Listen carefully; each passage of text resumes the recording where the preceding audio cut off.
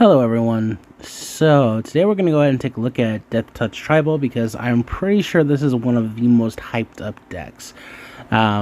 Pretty much since Kaldheim was announced, and I'll be honest, like I've known Deathtouch Tribal's been around because of, Blightfang, but I didn't really take it seriously, and then when Fane was spoiled, I was like, that pretty much seals it up. Because the reality is Deathtouch Tribal isn't really all that good of a design on its own with Hooded Blightfang, because, yeah, the Deathtouch is annoying and makes it hard to attack into, but there's plenty of ways to get around it. Most of the best Deathtouch options are very easily burned. And Hooded Blightfang was really the only thing that really brought that build together, and since there's only 4 of them, you can't always consistently get it. Plus, on top of that, it's removable. But Finn the Fangbearer actually pretty much has the exact same bonuses that you get with Hooded Blightfang. So you only need to hit with 5 creatures that have Deathtouch in order to win with Finn the Fangbearer, and with Hooded Blightfang on the field, assuming it stays on the field, you'll need to hit with 10. So realistically, Finn really doubles the effectiveness of this deck. Nonetheless, it's still kind of a B-tier deck. It's a real hit and miss. But I figured I'd show off my take on the build, discuss why I like the cards that I like in it, and see how this goes. So first of all, we of course have Foulmire Knight, which is pretty much a staple in this design. You can use it to draw a card or lose a life, but otherwise it's a 1/1 for Deathtouch. Next, we have 3 copies of Typhoid Rats, which is a 1/1 for 1 with Deathtouch. Next, we have Moss Viper, which is a 1/1 for 1 with, you guessed it, Deathtouch. And we have Tajuru Blightblade, which is a 1/1 for 1 with Deathtouch. So yeah, a little bit of redundancy there. So just off the bat, we have 13 1-drops with Deathtouch. And this is my preference for the approach because it makes it really easy for you to get creatures down and just swing out ASAP, which I think is really what you want in this build. You want to be able to swing early, swing frequently, swing often. Honestly, though, like I said, without either Finn or Blightfang down, you're not going to get a lot out of it, but they are continuous threats. So good cards regardless. Next, this has basically just been my favorite form of removal. Everyone's like, oh, it's a sorcerer and it does damage to you. And I'm like, yes, but it hits enchantments. But yeah, it's destroy target creature, enchantment opponent controls, lose life equal to the converted mana cost. It is a sorcery, it is a common, but I still think it's a pretty good card, so I keep it in. Finn the Fangbearer, I just touched on this a second ago, but basically what this does is it makes it to where anytime you do damage with a Deathtoucher, the opponent gets 2 poison counters, so you hit with 5 while he's on the field, and you win. Now, the one thing I do want to point out is, yes, he's a legendary creature, and yes, I have 4 of him. He's also very easily killed, and he freaks people out. So, yeah, I kind of expect him to die. Next, I have an interesting one. I don't actually think I've seen this one played a lot, but I have 3 copies of Kenrith's Transformation. The main reason why I do this is because there's a lot of cards out there that have interesting effects, especially right now, Vorinclex.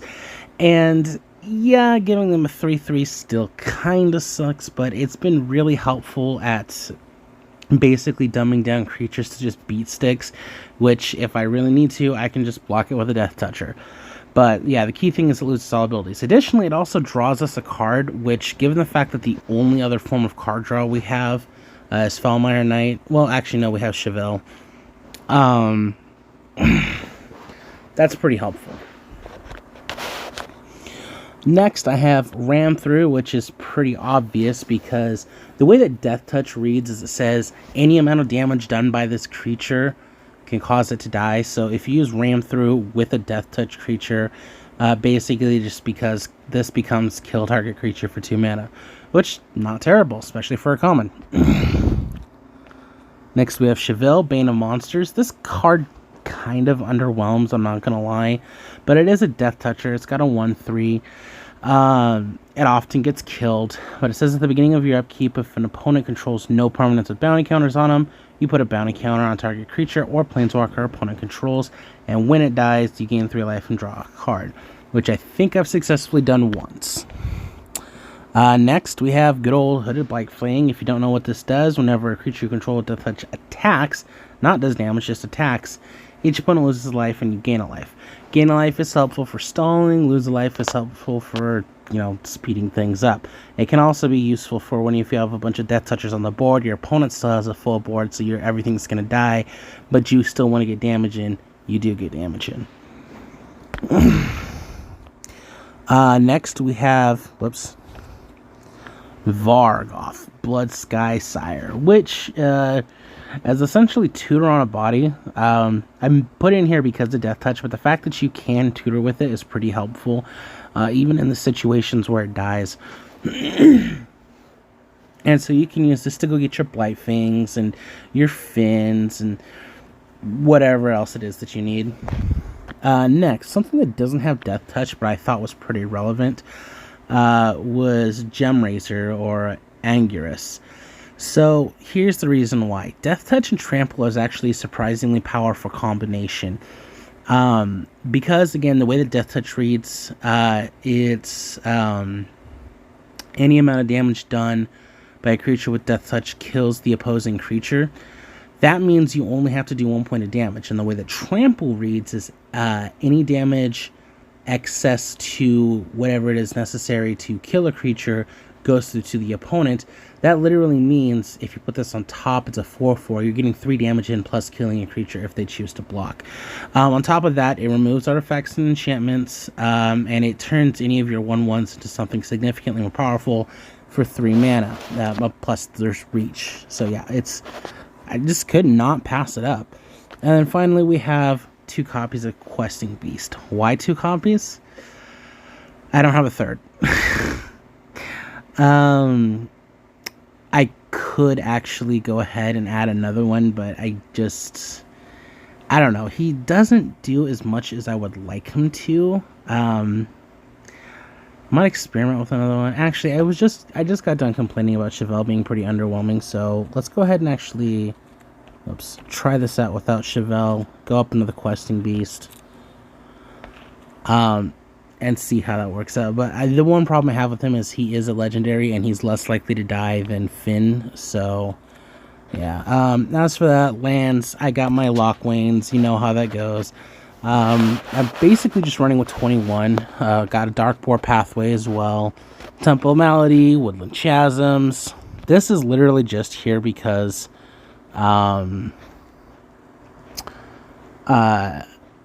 it is a land that will allow Castle Lockwain to come in untapped. I still think I'm actually going to go down one, though. It's just, yeah. Having lands come in tapped is not helpful. But yeah, Fabled Passage, things like that. And plus, if I decide I want to upgrade this later with something that cares about snow, I have that option already. So yeah, that's the current build.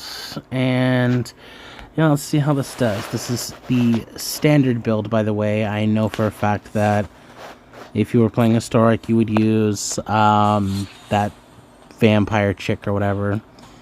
So let's go ahead, run a few games, see how this goes. Like I said, it's a real B-list deck. If you know how to play it, it's still very easy to beat. Board wipes, very much Cripplet. Doomscar just came out. The good news is it's pretty much completely unimpacted by anything involving graveyard hate or milling or things like that. It's just board wipes put it down. But most people have been running target removal, so I'm not super concerned about it. Anyway, we're definitely keeping this hand because we can go Moss Viper and follow it up with Finn. We also have Feed the Swarm, which is removal. So yeah, this is keepable.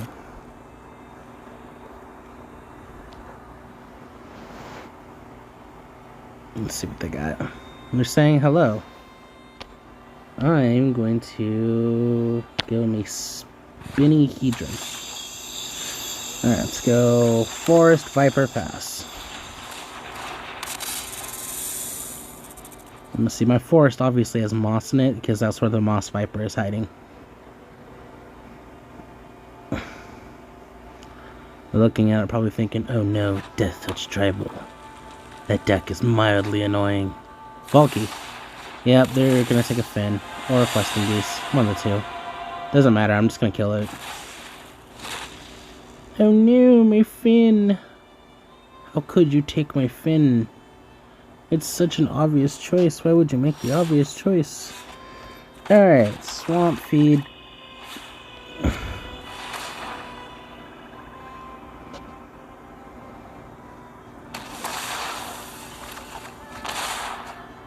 Attack.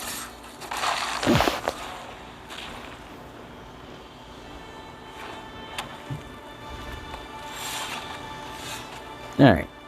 We will go ahead and put down a Temple of Milady. Yeah, that's definitely going to stay there. Since we just used up our removal. Then we're going to put down Fin. We're probably going to kill it. We'll see. It'll either kill that or the Viper.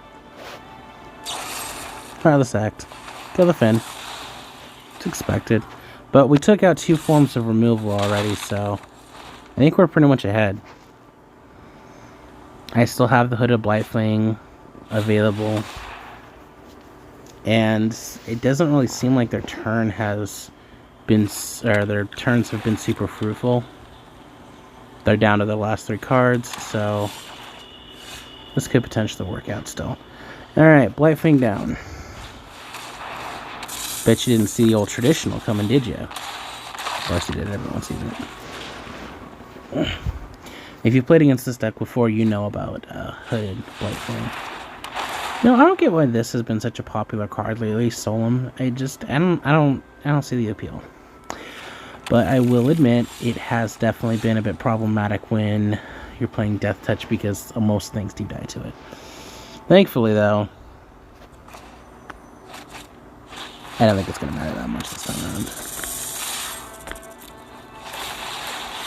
Trigger, trigger, trigger, trigger.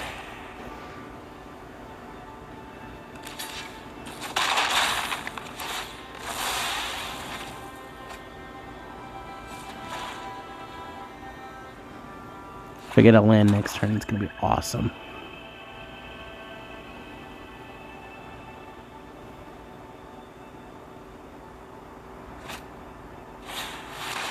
Uh-oh. No, that's actually a pretty decent card, I'm not gonna lie. Kinda want to build an In Search of Greatness deck because of that card. Alright, well, I literally have nothing to cast, so I'm just gonna do damage. I mean, I have things to cast, they just wouldn't do me any good.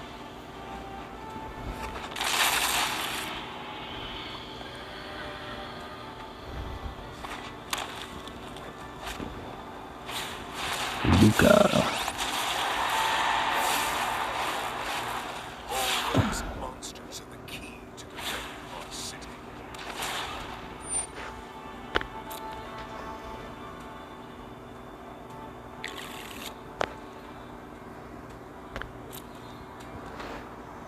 Alright, before they end a turn, we're gonna go ahead and ram through.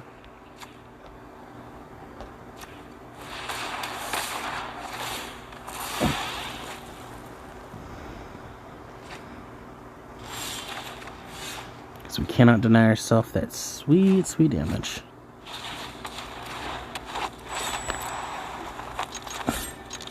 I think goofy enough, it would be beneficial. Oh, that's right, I gotta choose a target. Come on, I don't think I should be concerned about Luca. What's he do? Basically free draw. The -7, which comes up in 2 turns, is actually potentially irrelevant, depending on whether or not he has creatures on the battlefield at the time. What's the last thing do again? Creatures you control, exactly 0.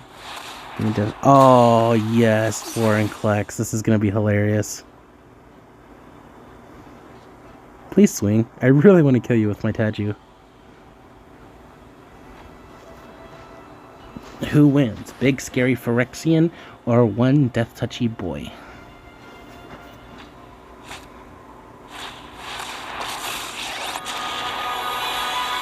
This battle is going to end. Oh, on goodness.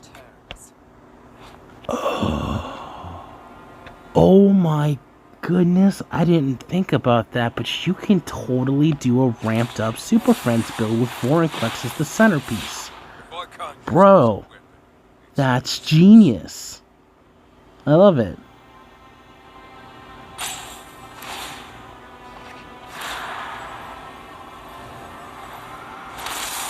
My dominion over death is complete.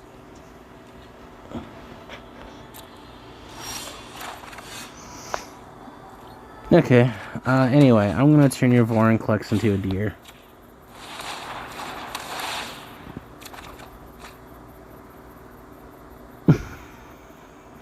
And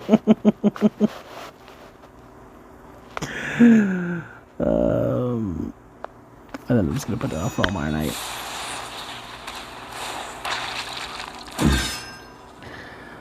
I'm gonna attack just the Taju Deathblade. Actually, I should probably send this at Luca, that way if he does decide to use that ability, it'll be the last time he does it. Or he loses his Vorinclex, that works too. I might have another one in hand.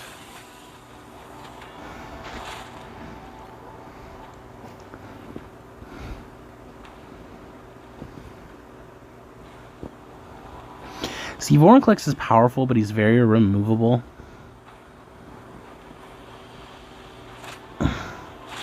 Oh, okay, yeah, we're done.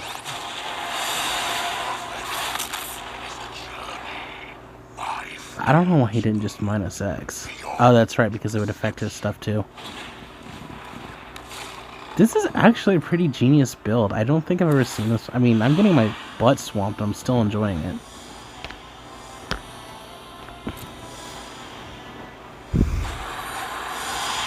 Sorry for your loss. I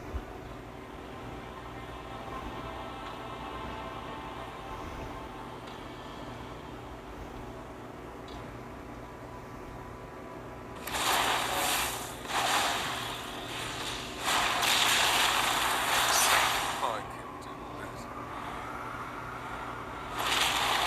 Consider this graveyard my barracks.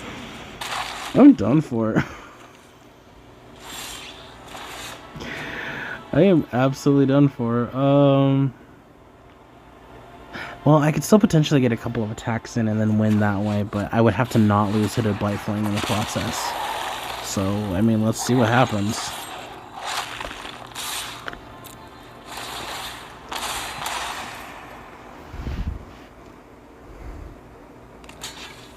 Okay, so they're trading across with Questing Beast. I have another one, so I'm not super worried about it. Yep, okay. That all works out just fine for me.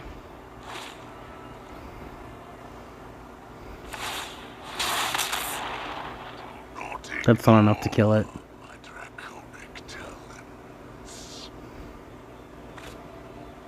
Another Ugin?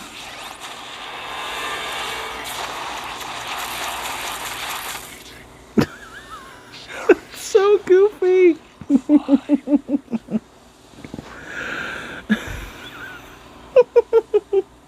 It's so funny. It's genius and hilarious at the same time. I'm gonna die, but this is just great, honestly. This is freaking genius. I really don't care. I gotta about send your him something. This is just... I have enhanced my tactics. We'll send him that. Oh my goodness, this is... Oh, it's so much! So much value. This is like the best jank I've ever seen in my life. Without a doubt. I don't think I've ever seen anything so successfully awesome and janky and hilarious and enjoyable.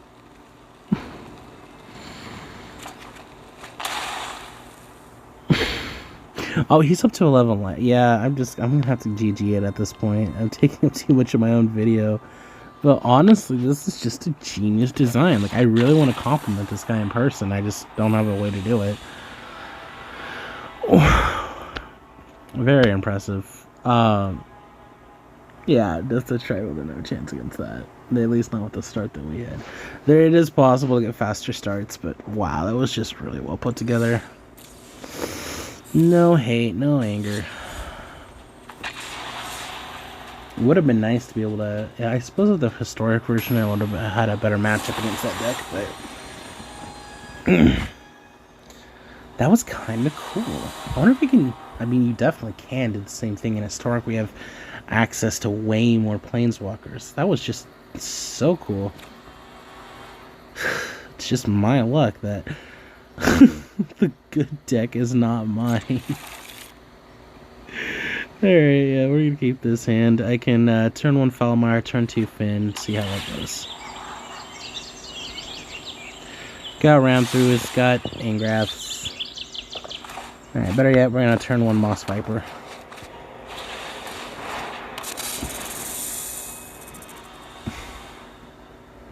I can't get over that last deck. That was hilarious. It was too good to...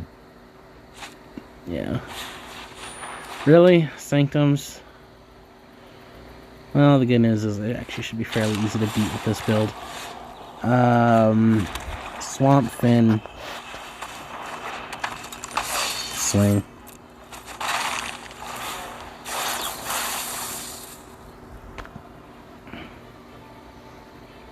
Downside is pretty much all of my removal with the exception of Feed the Swarm is pointless.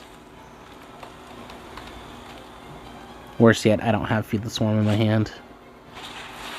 So there's extra mana right there. Oh, Feed the Swarm right there.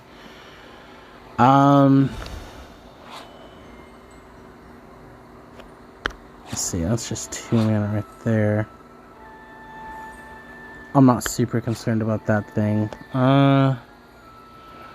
The black one is the only one I'm super concerned about, so I'm not going to play Feed the Swarm at the moment. But when they do play it, I will most likely go in like that. Anyway, we're already halfway to our win, so without them killing Finn, we've got this already.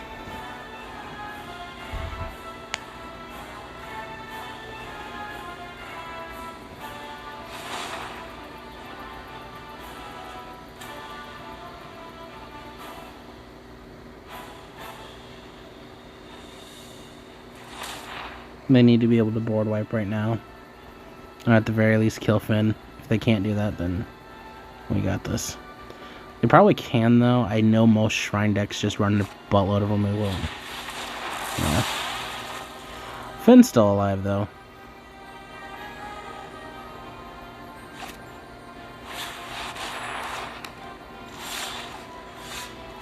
Chevelle. What's this one do again? Yeah, we can't let that happen.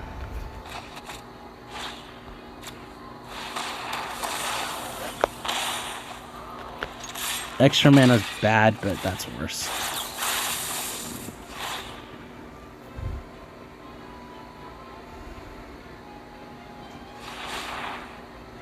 Okay, more red, so either they're playing... They might be playing more red removal. Well, they just played a Sanctum. And they used up all their red mana for it, so I don't know what they could do to get rid of Finn.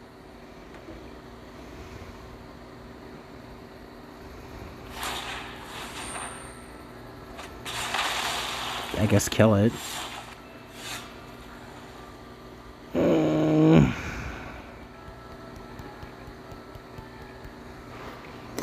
lack of draw is pretty problematic. And the good thing, the good side is I'm exhausting their resources pretty well.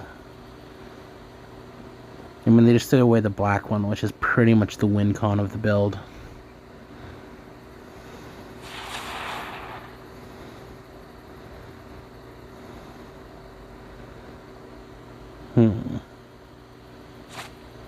Okay, midnight clock. That's a thing, I guess.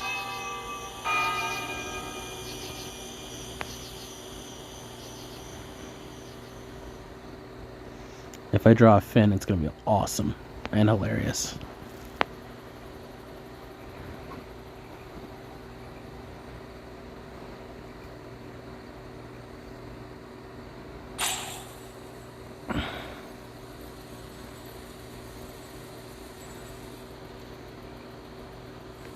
Do you got anything, bud, or no? I got the Finn. Let's see if they can counter it.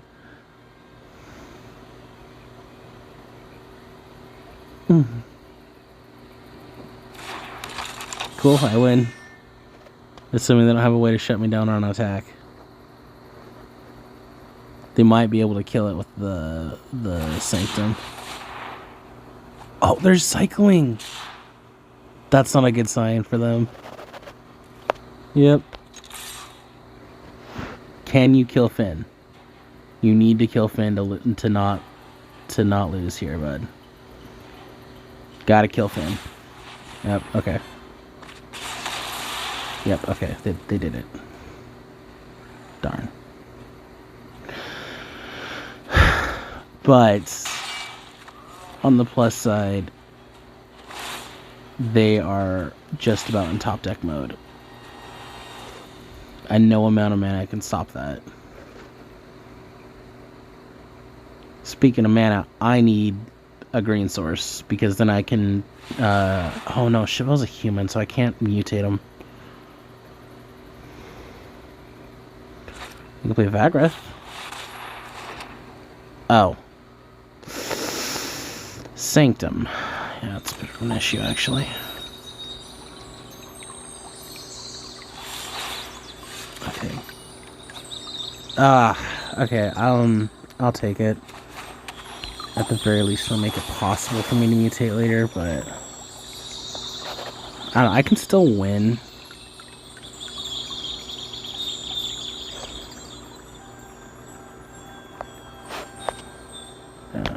Put a force down.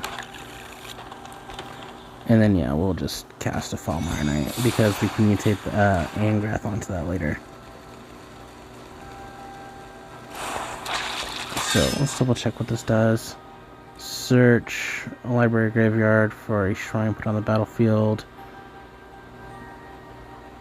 And when you have 6 or more shrines, it goes off an additional time. So, they won't be able to do that.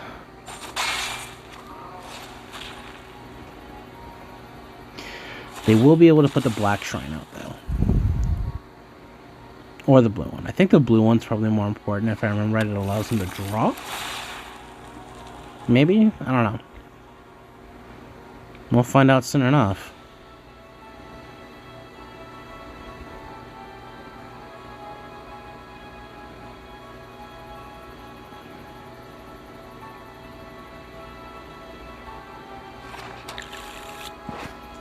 Yeah, that's what I expected.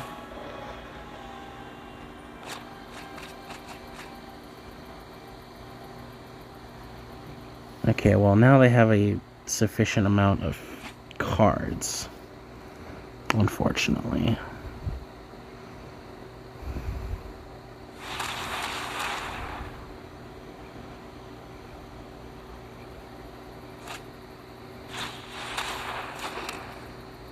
Yeah, now they have all 6 shrines. I may not win this after all. Just a gut feeling.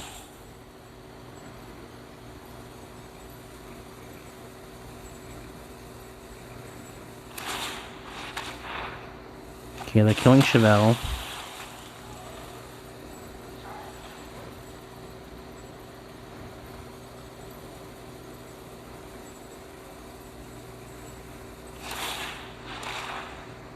And they're killing Falmire.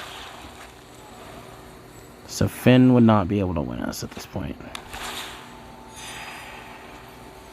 Actually, I think at this point I just lose no matter what.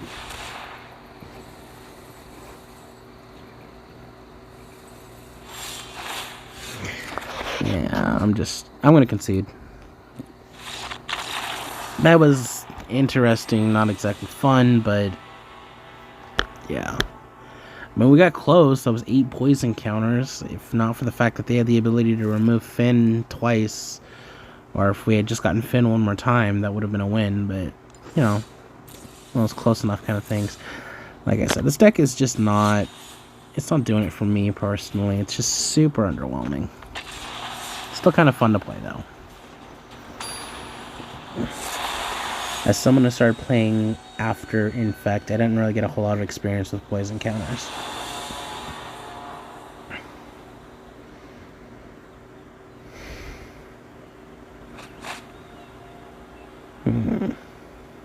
It's playable.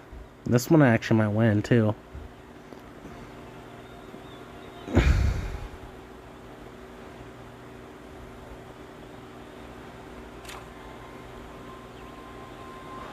Alright, let's keep this one.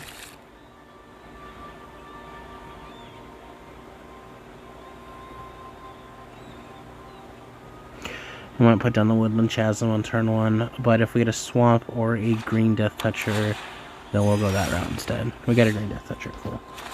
Forest, Taju, go.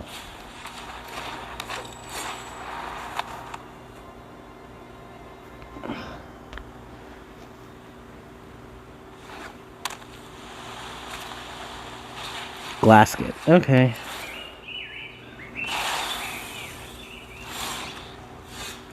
Conveniently, I do have the ability to remove that.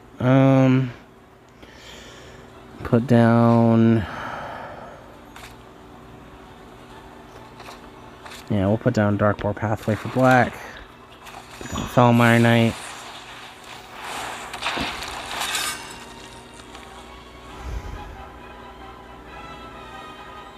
The only problem is my next play is 100% going to be a dud. And I'm not sure if I should have dudded this last turn or if I should have dudded this upcoming turn. What's this do? Being a combat, if you have a full party, choose non-land permanent opponent controls. It can't attack or block, and its activated abilities can't be activated. You can sack it for hexproof or indestructible, and your creatures gain that ability. So you don't actually need it to be relevant to party builds, which is kind of cool. In the meantime, though, I am going to take advantage of the fact that I just played a Swamp, drop a Hooded Blightfang, and attack with a Deathtoucher, and hopefully knock the thing out of the sky. I doubt it, but, you know, keep the hope alive.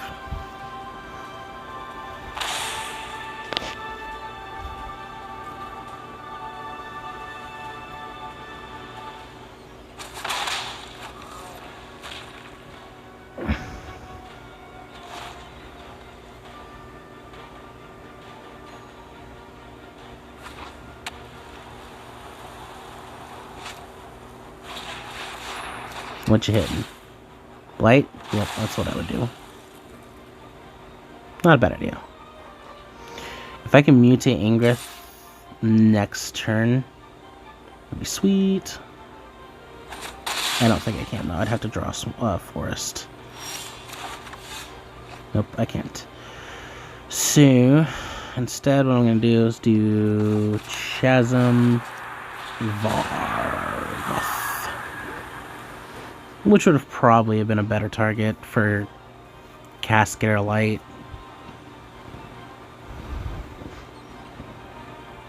But let them figure that out. I mean, they still can ban it, and I don't think I'd pick it back up.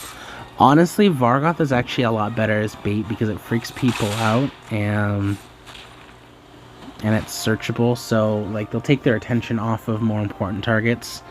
Like Blightfang or Finn. Yeah, see, they're gonna have one. What's to be expected? It's blue-white. What are you gonna do? Not control the board? It doesn't matter. I'll get my key piece back next turn.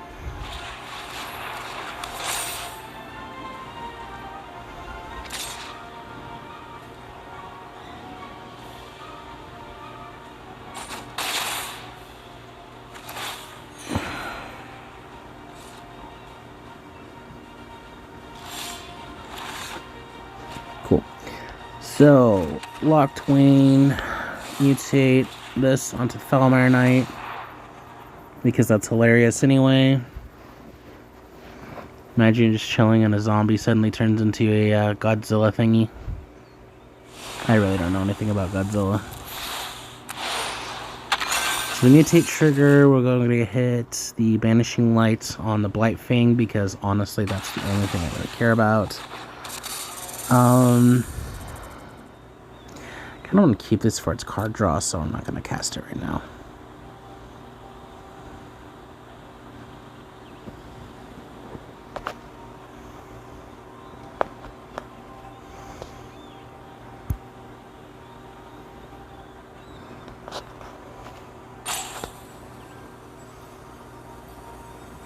He's debating as to what the best option is.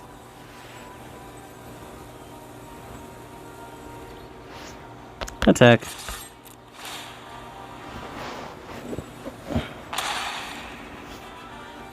Actually, come to think of it, it probably would have been better to defend with that.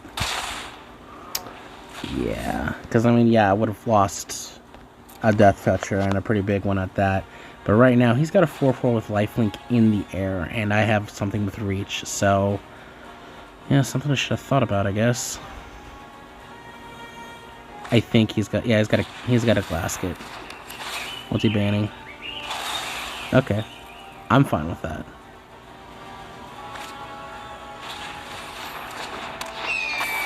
I'm fine with that as well.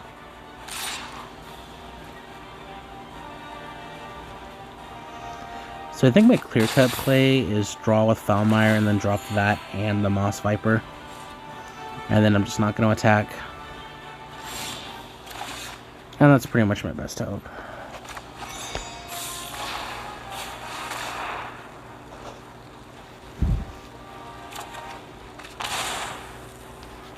Actually, I think I'll just leave Foulmire Knight in exile for now.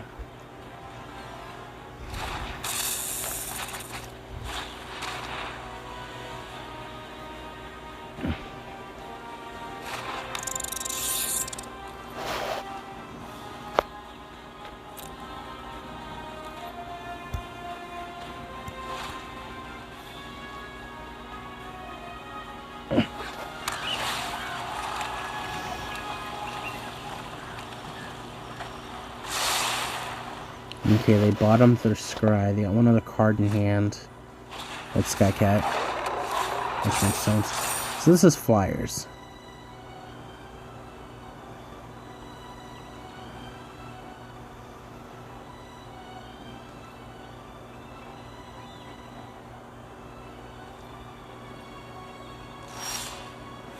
Yep, no attacks. That's to be expected. Alright, we'll go ahead and put down Dark Boar, cast Tajiru, and then we'll just might as well cast it. Yeah, I have the ability to activate Lockline later, so.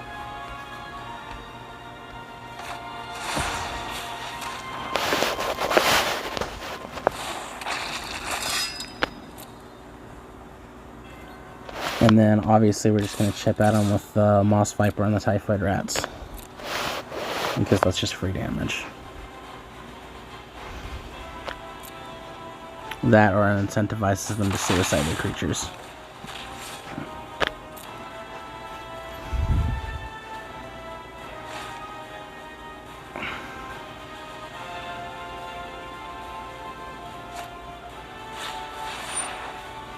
Okay, that's fine.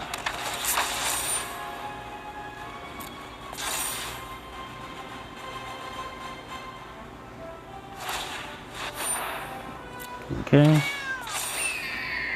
Okay. It doesn't matter how you do it.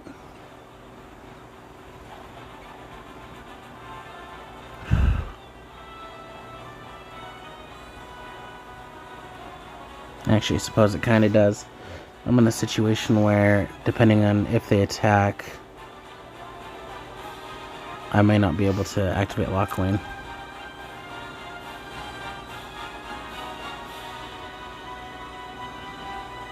If and how.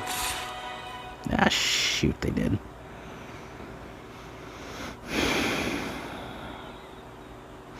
Yeah, that shuts me down from being able to activate Lockwind, because this is going to put me at 1 life.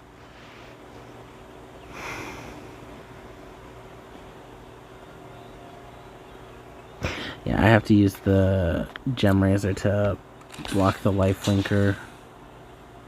I mean, it's definitely not the most problematic card, but it's... an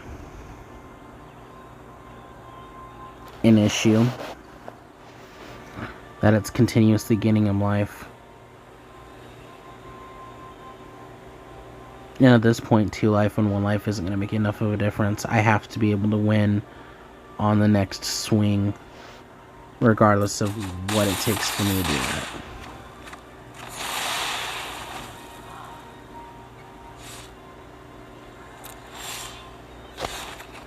Yep, alright. Well, I think conclusively we can say that the Deathtouch tribal build, even with Finn, is not that good. It has the potential to win. It has the ability to fight its way through. I'm certain there are plenty of ways that you can improve it.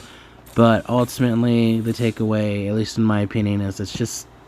It's okay. You know, it's a B-tier deck. Definitely isn't going to win you any tournaments. It might get you an F&M every once in a while, but it just never was meant to be top tier. But figured I'd get in on the hype anyway, show how the matchups go off. Hopefully you enjoyed the video. If you did, you know, like, subscribe, show people. And yeah, have a great rest of the day.